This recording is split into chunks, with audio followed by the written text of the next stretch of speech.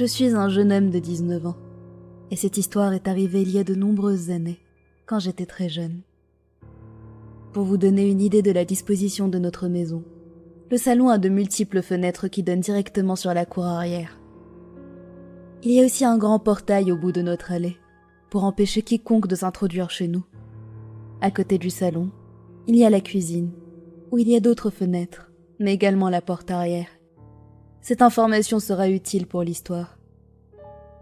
Un soir, ma mère était occupée avec diverses tâches ménagères, et j'étais dans le salon, en train de regarder la télé sur le canapé. J'étais dos aux fenêtres. Soudainement, j'ai vu une silhouette se refléter sur le tableau accroché au mur faisant face à la fenêtre. J'ai demandé à ma mère si mon père était rentré du travail, et elle a répondu que non. Je n'oublierai jamais son air horrifié quand je lui ai dit que si, il était rentré et qu'il était dans le jardin. Elle a regardé par la fenêtre et a failli avoir une crise cardiaque quand elle a remarqué l'homme sale, miteux, mais bien bâti derrière la vitre. Cela n'a pas semblé le perturber le moins du monde. Au contraire, il souriait d'un sourire de psychopathe en fixant ma mère à travers la fenêtre. Elle lui a demandé ce qu'il faisait sur notre propriété, mais il n'a rien répondu. Il s'est contenté de la regarder avec son rictus sadique. Ma mère lui a dit qu'elle allait appeler la police, et sa réponse est l'une des choses les plus terrifiantes que j'ai jamais entendues.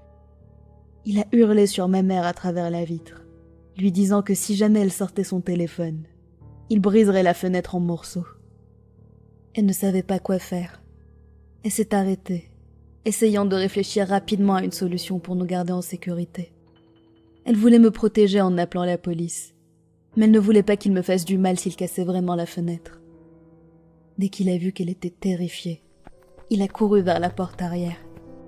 Heureusement, elle était verrouillée, car ma mère est du genre paranoïaque, et elle verrouillait toujours tout. Il lui a hurlé de le laisser entrer.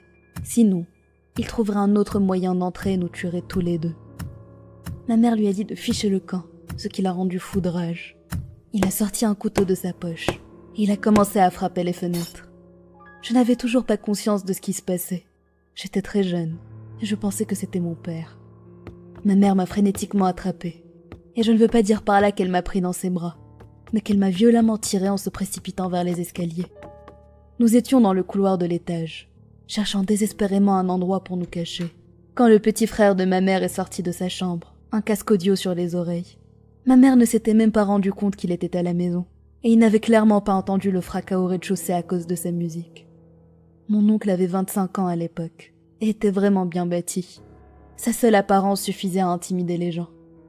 Ma mère lui a expliqué la situation en pleurant. Mais pendant qu'elle parlait, le fou furieux a crié depuis le rez-de-chaussée qu'il était dans la maison.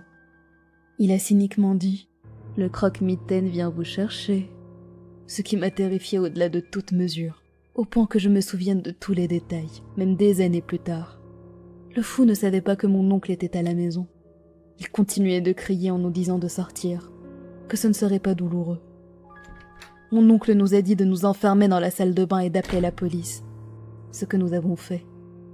Après 5 minutes de grognements et de bruit de bagarre, la police est finalement arrivée. Ils ont trouvé le criminel en sang, et mon oncle sur lui en train de le rouer de coups. Il ne s'était pas retenu. Il s'est avéré que le fou était en fait un pédophile connu, ce qui expliquait pourquoi il m'avait observé aussi longtemps par la fenêtre. Après ce jour-là, ma mère était terrifiée de rester seule à la maison. Moi je l'adorais, parce que je trouvais le fait de courir et se cacher amusant, mais j'étais jeune. Je ne remercierai jamais assez mon oncle d'avoir été là au bon moment, alors que ma mère avait complètement oublié sa présence. Ça me donne des sueurs glacées de penser à ce qu'il aurait pu nous faire, à ma mère et moi, si mon oncle n'avait pas été là.